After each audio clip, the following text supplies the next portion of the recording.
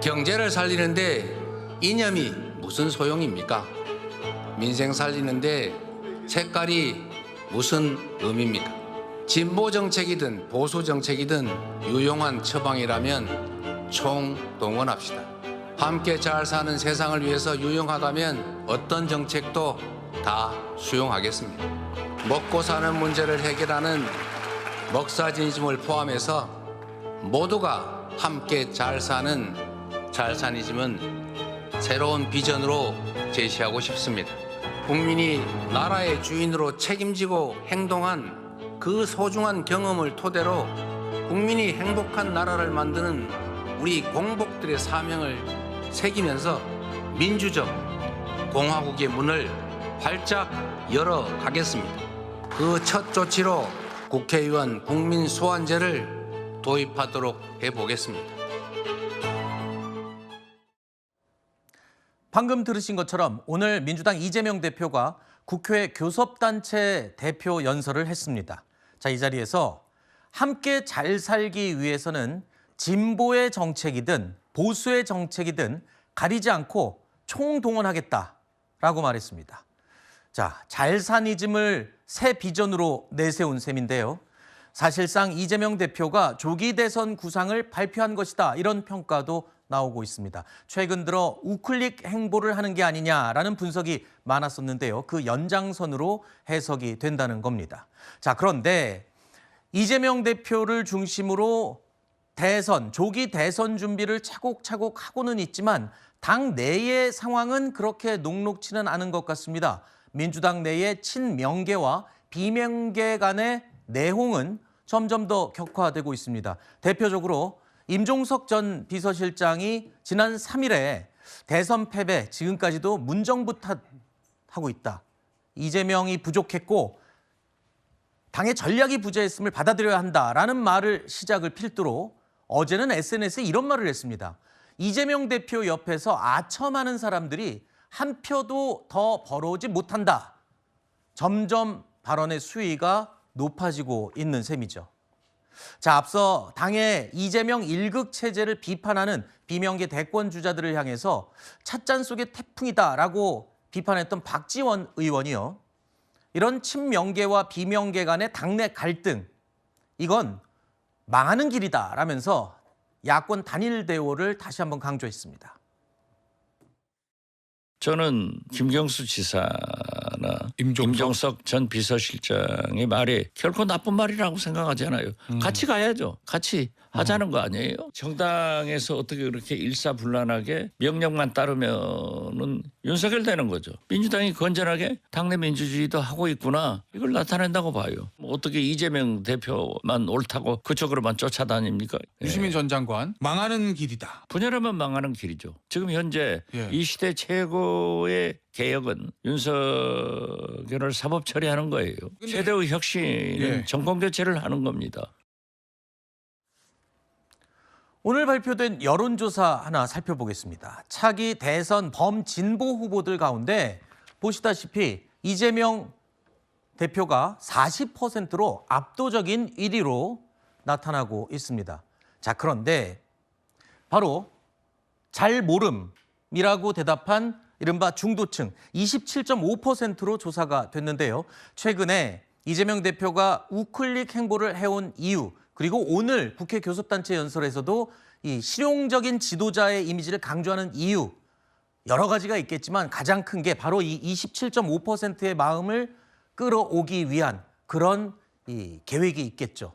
아직도 고민하고 있는 이 중도층의 유권자들이 적지 않음을 보여주는 것도 지금 이재명 대표가 범야권 후보 가운데 1위를 달리면서도 뭔가 아쉬운 점으로 느껴질 거라는 생각이 듭니다.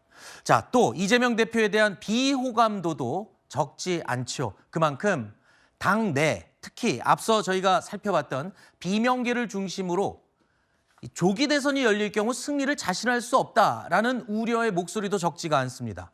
왜냐하면 지난 대선에서도 0.73%포인트 차로 이재명 대표가 졌기 때문이죠.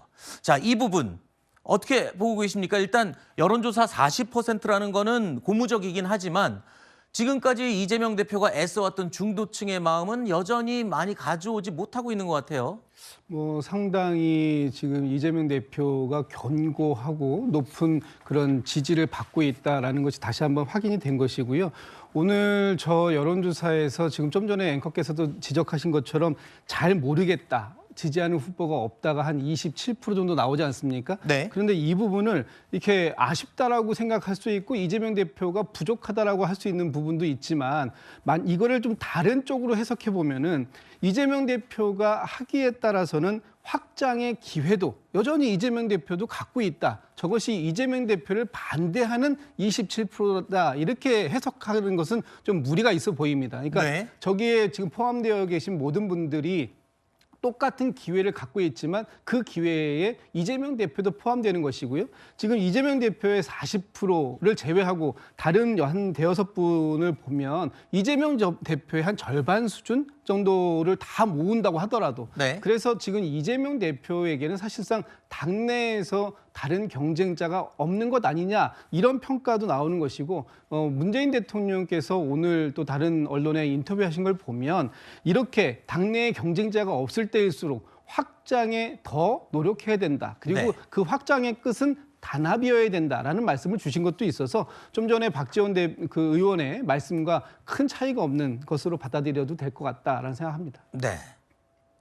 앞서 임종석 전 비서실장이 이재명 대표 주변에서 아첨하는 사람들은 단 한 표도 더 가져오지 못한다. 이렇게 아주 강한 어조로 비판을 했는데 최근에요. 비명계 대권 주자 가운데 한 명이죠. 더불어민주당으로 복당한 김경수 전 지사. 최근에 계속 쓴소리를 이재명 대표를 향해 해왔습니다. 그런데 이런 말도 또 했습니다. 맛있는 요리가 많이 올라오는 게 좋지 않겠냐. 즉 당내에 다양한 경쟁이 필요하다. 이런 뜻의 이야기를 또 했습니다.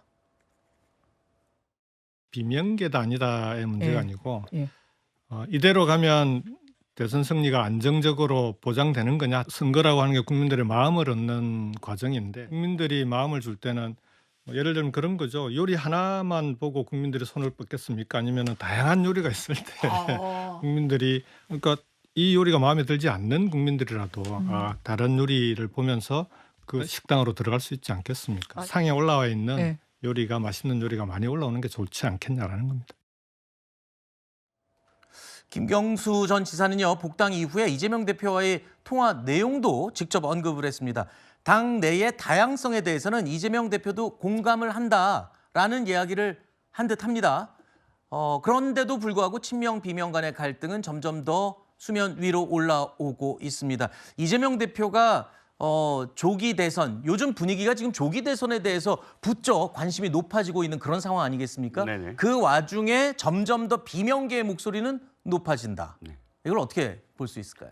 비명계의 목소리가 높아진 건 저는 용수철 효과라고 봅니다. 네. 용수철, 스프링을 아주 강하게 압착시키고 오랫동안 있으면 만약에 그것을 놨을 때 어떻게 됩니까? 갑작스럽게 반작용으로 더 거세게 치솟지 않겠습니까? 네. 지금까지 비명계는 사실 자신들이 말할 수 있는 어떤 통로가 없었어요. 김경수 지사만 하더라도 유럽, 독일에 가 있지 않았습니까? 그러면 누군가 비명계의 목소리를 대변할 사람이 없기 때문에 또 더군다나 일극체제라고 이야기하는 정말 비명계 또는 친명이 아닌 비주류의 목소리를 이렇게 억압했던 어떤 상황인데 이제 그것이 풀리기 시작했다. 그래서 목소리가 다 터져나오기 시작했다는 것이고 대선 국면이기도 하지만 가장 그 계기가 된 건 이재명 대표의 한계가 보이기 시작한다는 거예요. 네. 그 박스권에 갇혀져 있는 지지율 플러스 지금도 계속 뭐 여론조사 보여주시지만 경선과 대선 본선은 다릅니다. 대선이 치러졌을 때 경선은 선명성 경쟁이고 주류들이 가져갈 수 있지만 실제로 본선에서는 확장성이 가장 중요하거든요. 그래서 비명계는 확장성을 고리로 해서 우리들의 목소리를 좀 더 크게 내겠다. 크게 내려면 어떻게 됩니까? 타깃이 있어야 되고 타깃을 확실하게 이재명 대표를 공격함으로써 자신들의 지금 포지셔닝을 이루겠다라는 목표를 세운 것이죠.